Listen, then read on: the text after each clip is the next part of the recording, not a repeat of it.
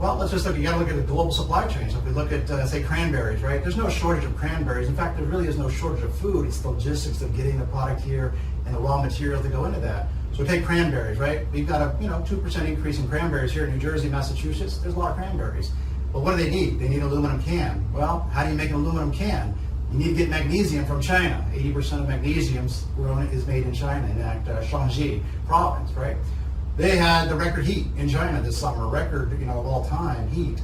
So they shut down power to the plant that makes magnesium because they need to feed the power to Shanghai, right? To feed their people can cool off, right? So that created a shortage of magnesium, which then creates a shortage of aluminum cans, which means there might be a shortage of cranberries on the shelves, this Thanksgiving.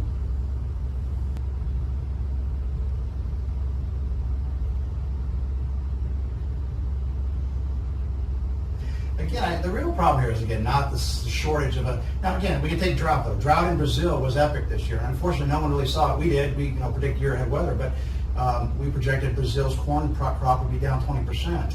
But the USDA and Brazil's CONAB agency, ag agency, said it no problems. Well, they ended up being down 23 to 29% in corn production in Brazil, which then impacts everything. Feeding cattle, chickens, turkeys, and just your cereal, right? So that whole supply chain now is very diminished demand, high demand, but low supply. So again, something that happened, thousands of miles away can have a huge impact on here.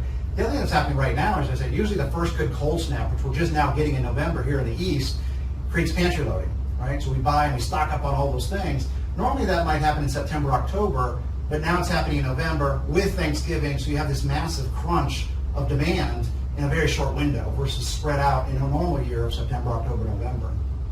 Shortage of milk. Milk is obviously produced here in America, so the good news is there's really no shortage of it, but again, there's higher input costs, right? So that corn is at a second highest in history. We have to go to $7.50 per bushel of corn. So that's feeding cattle, right? So naturally, dairy cows are very expensive to produce their milk. So that's why inflation is just because of the inflation of corn. Again, in part because of that Brazil issue. We had a wheat issue here in America, 50% less wheat. So things like pasta could be quite a bit more expensive because there was just less material, raw material going into that production.